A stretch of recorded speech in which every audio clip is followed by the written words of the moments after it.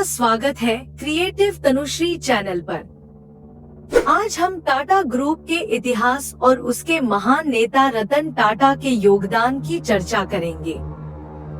Tata group की स्थापना 1868 में जमशेदजी टाटा ने की थी। यह व्यापार कंपनी से भारत का सबसे बड़ा समूह बना।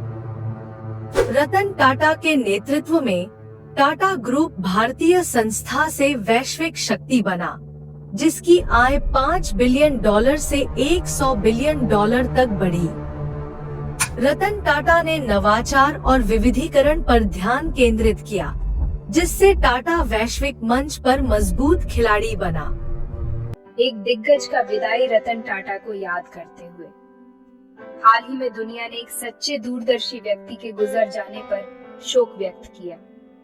रतन नवल टाटा भारतीय उद्योग और परोपकार का पर्याय। उन्होंने एक ऐसी विरासत छोड़ी है जो पीढ़ियों को प्रेरित करती रहेगी।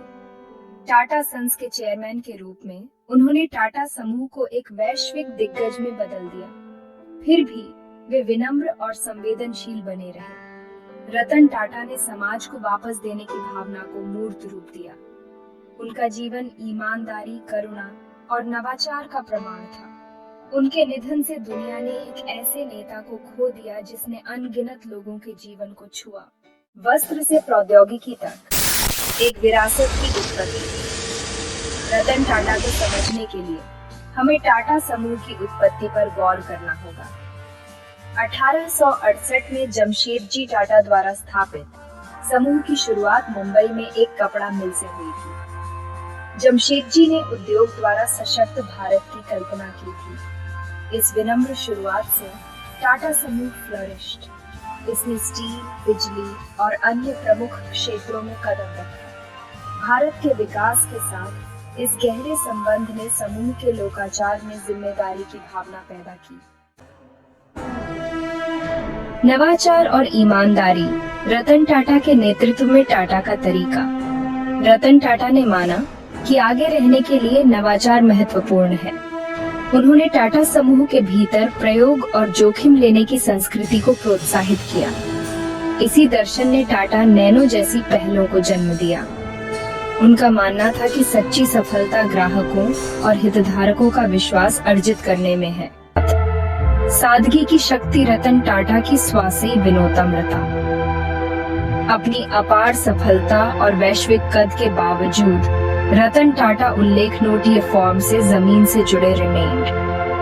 उन्होंने पॉपुलर नोट सादा जीवन पसंद करते हुए फिजूल खर्ची से on hitch for.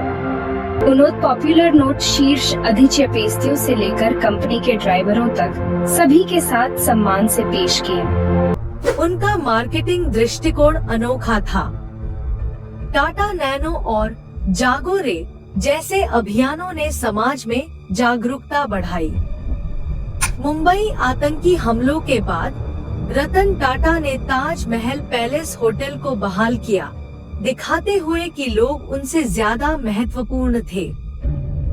Ratan Tata ने विज्ञान संस्थान और स्वास्थ्य पहल जैसी संस्थाओं की स्थापना की, जिससे समाज को लाभ पहुंचा। उनकी विरासत समाज के लिए मूल्य निर्माण की कहानी है, जो भविष्य के नेताओं को प्रेरित करती रहेगी।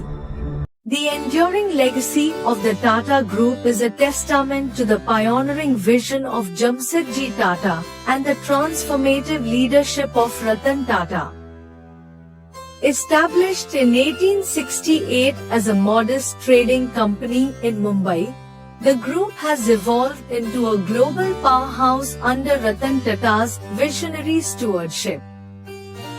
Through strategic acquisitions and a relentless focus on innovation, Ratan Tata steered the group's revenues from $5 billion to over $100 billion, demonstrating his unwavering commitment to growth and international expansion.